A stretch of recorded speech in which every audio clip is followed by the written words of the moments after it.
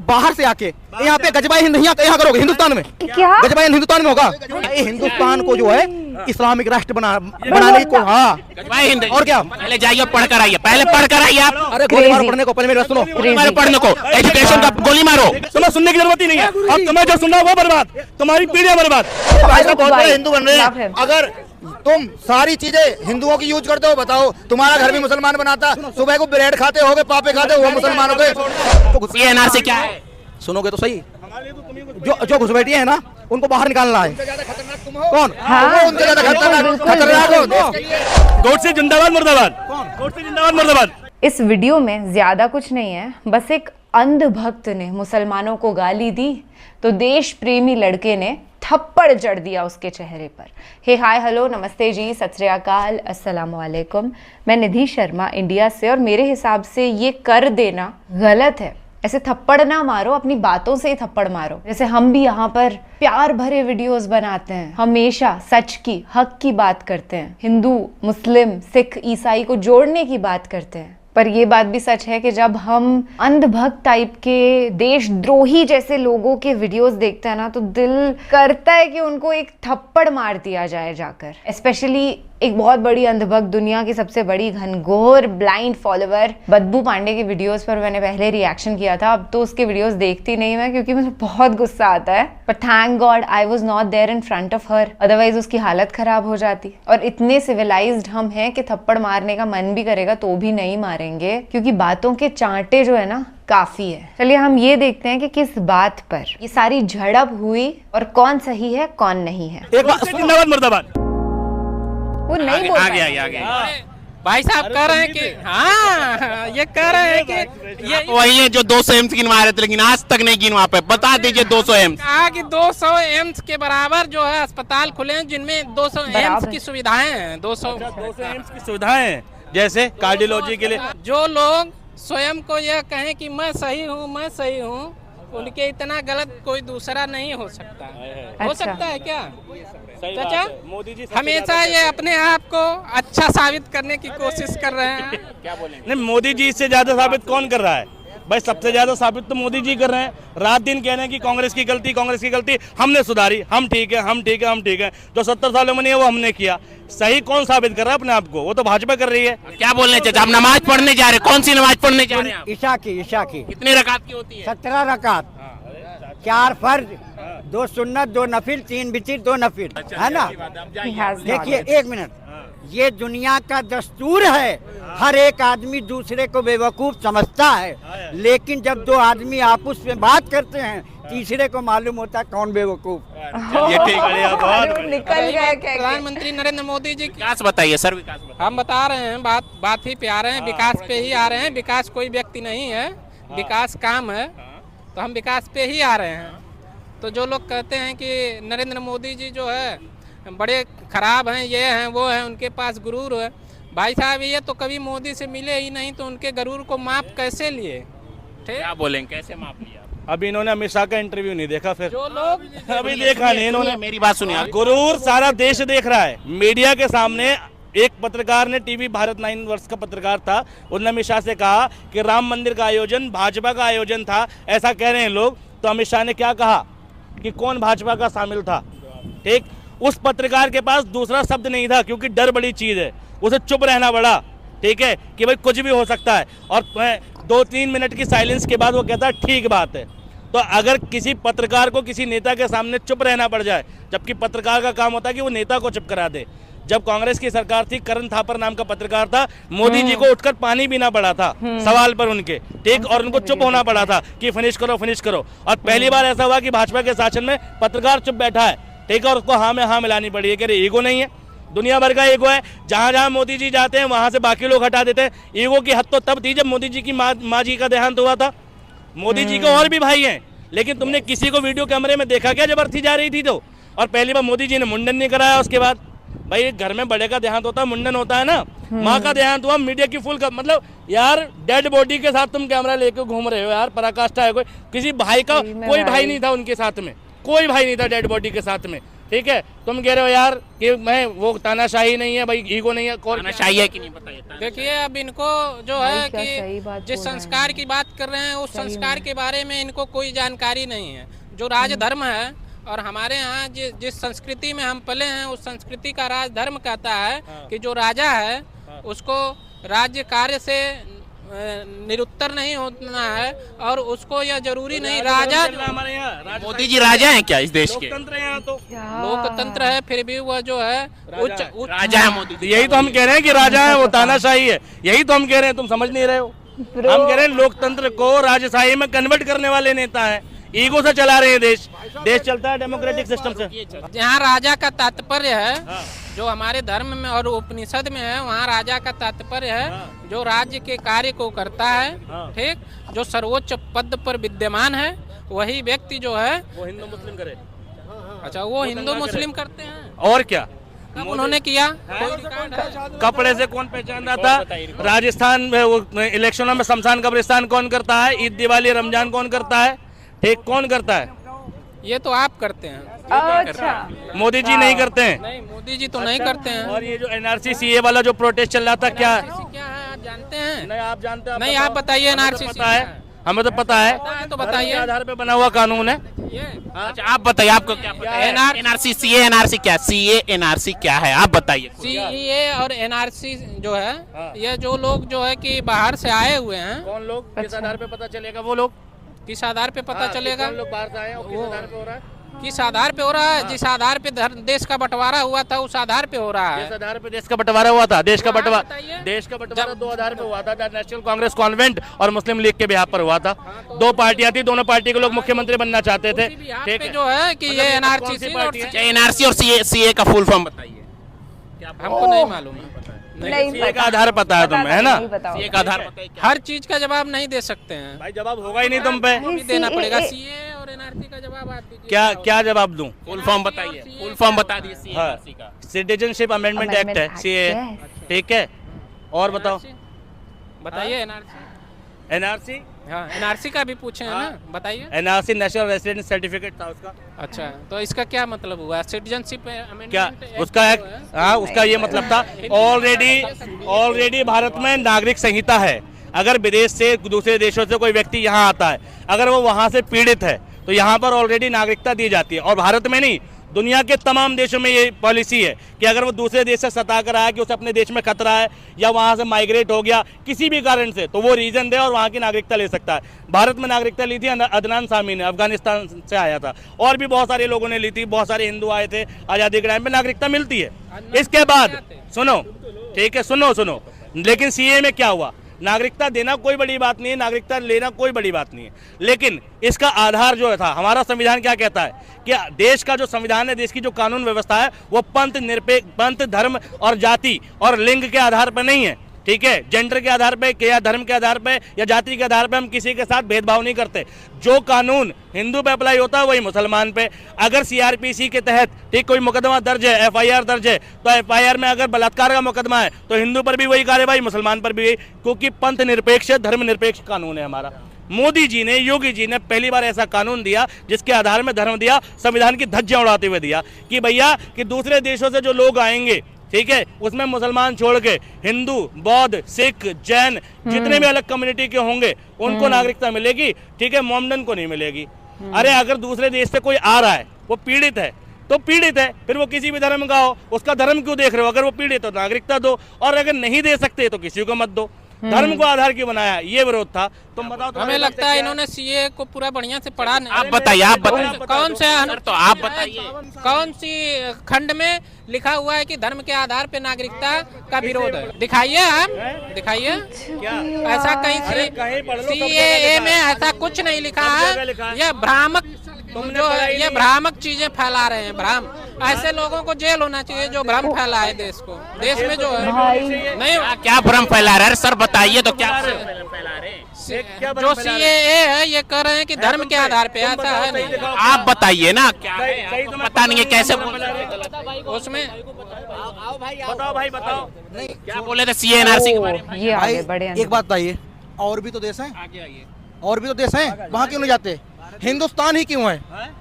सुनो, जब बांग्लादेश दे दिया, सुनो यार, तुम सुनो, सुनो तुम भी। हमने क्या कहा? हमने क्या कहा? क्या कहा मैंने? क्या कहा मैंने? सुना तुमने क्या कहा? क्या कहा मैंने? क्या कहा मैंने? हाँ, धर्म के आधार पे कानून नहीं होता हमारे देश में। भाई का उत्तर हम देंगे, हमारे पास है उत्तर, हम देंगे।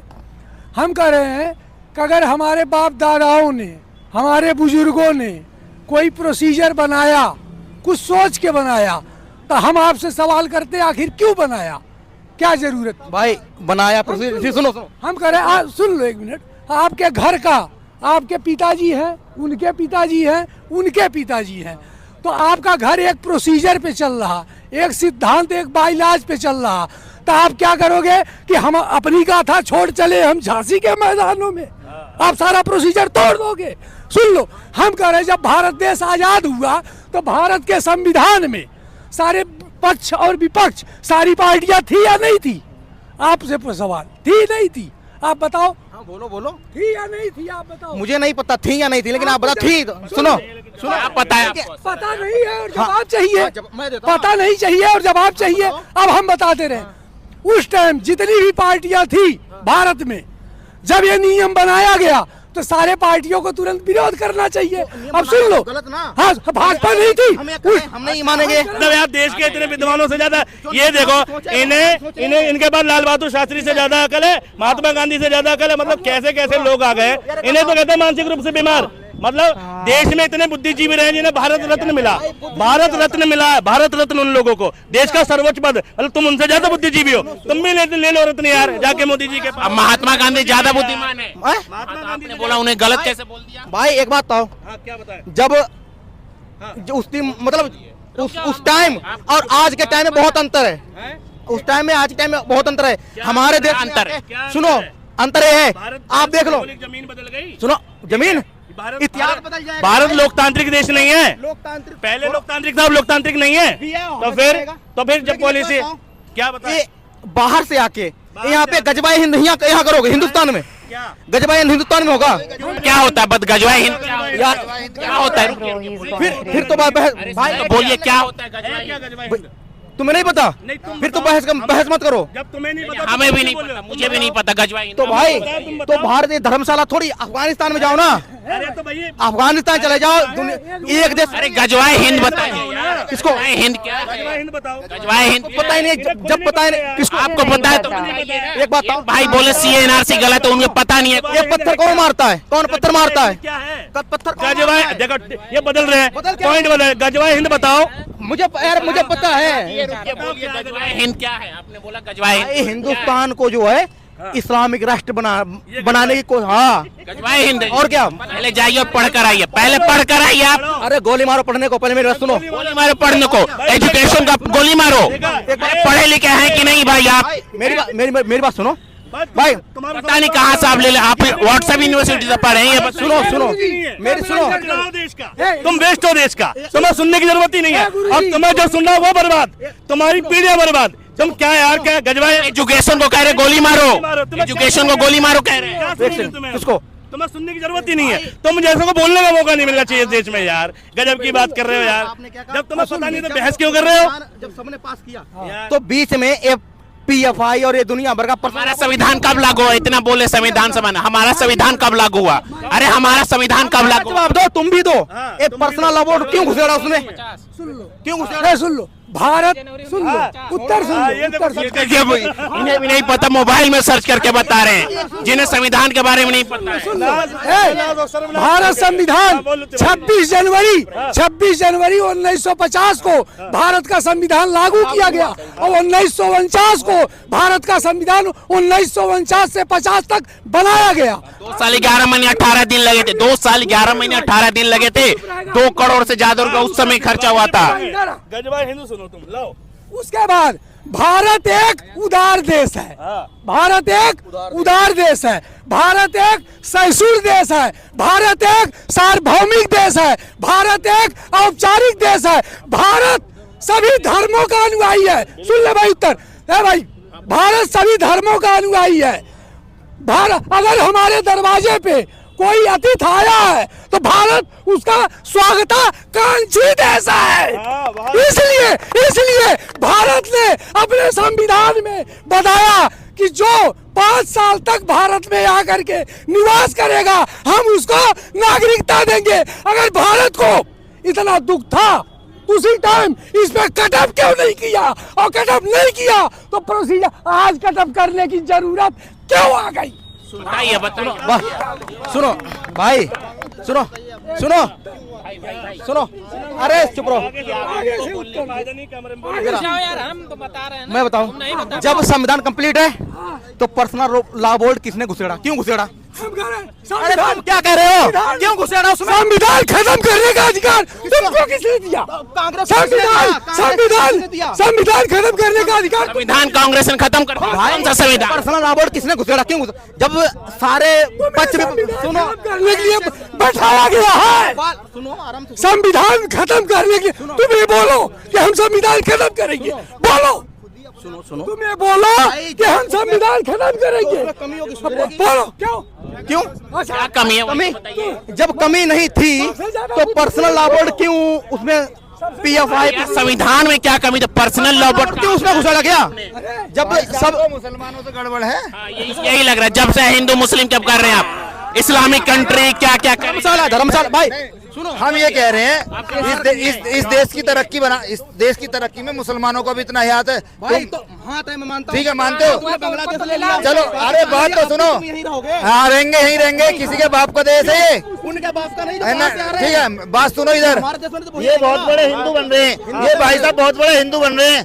अगर तुम सारी चीजें हिंदुओं की यूज करते हो, बताओ तुम्हारा घर भी मुसलमान बनाता, सुबह को ब्रेड खाते होगे, पापे खाते हो, मुसलमानों के सब कुछ। लेकिन हमारे देश में भी तो मुसलमान रहते हैं ना, वो रहेंगे ना। बताओ तो बाहर से क्यों आएंगे? जब अपने को बाहर चले गए, उन्हें मजा आया, उन्हें अच्छा लगा कि बाहर जाएंगे। भारत के लोग बाहर नहीं जाते हैं, दूसरे विदेशों में नहीं जाते हैं सारे। पाकिस्तान में बस गया, बताओ। ले नहीं पाकिस्तान में नहीं बचे, और नहीं इराक में, पाकिस्तान चला गया। सऊदी में तो बिजनेस कर रहे हैं ना, बिजनेस कर रहे हैं ना, और मुस्लिम कंट्रियों में तो वहीं चले जाए ना यार। हिंदू बांग्लादेशी। अच्छा, बांग्लादेशी। और क्या? कौन कह रहा कौन है बांग्लादेशी? कौन है बांग्लादेशी? कौन है बांग्लादेश? और NRC किसके लिए आई थी? घुसपैठिया कौन है? जाना चाहिए बाहर। देखो लो ज्ञान देखो इनका। आपको ज्ञान क्या है? NRC CNRC क्या है? कब से बोल रहे हैं? नहीं भाई, जो घुसपैठियों की बात, ये NRC बताओ, अभी तो बताया ये NRC क्या है? इनने खुद बताया ना। उन्होंने भाड़ में जाए, वो भाड़ में जाए। आप बताओ के ऊपर बना। ये NRC पर आप ज्ञान दे रहे क्या है? जो ये NRC क्या है? सुनोगे तो सही। जो घुसपैठिए है ना, उनको बाहर निकालना है। उनसे ज्यादा खतरनाक तुम हो। कौन? तुम हो उनसे ज्यादा खतरनाक हो देश के लिए। सुनो, देश के लिए बर्बादी देश खड़ा होता है किसी के साथ, तुम खड़े तो किसी के साथ।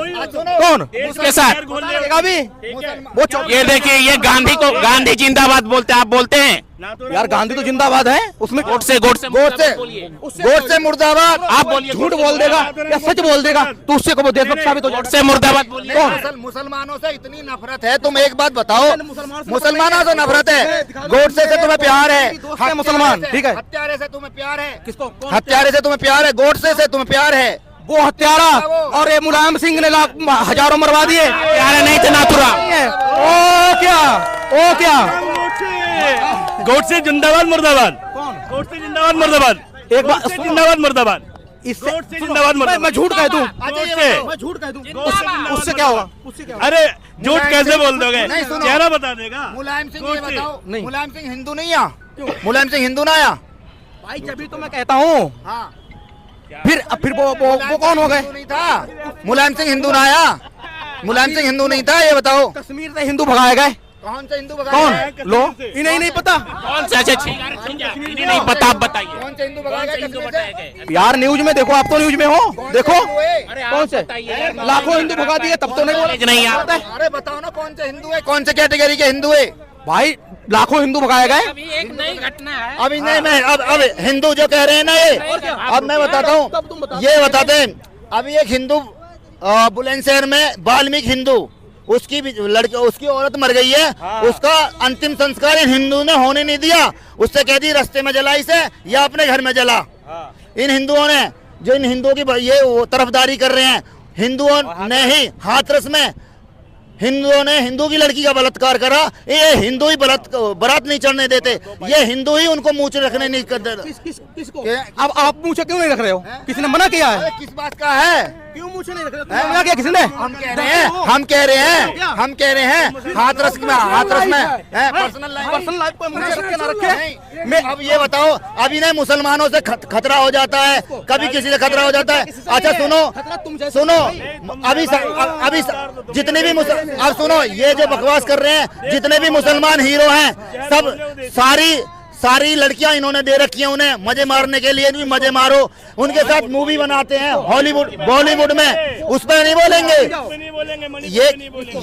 ये किसी पे नहीं बोलेंगे, ये बलात्कार करने से बोलेंगे। तुम चाहते हो कौन प्रधानमंत्री? सुनो, कौन प्रधानमंत्री बने? कौन प्रधानमंत्री बने? किसको सपोर्ट करते हैं? कौन प्रधानमंत्री बने बताओ किसको?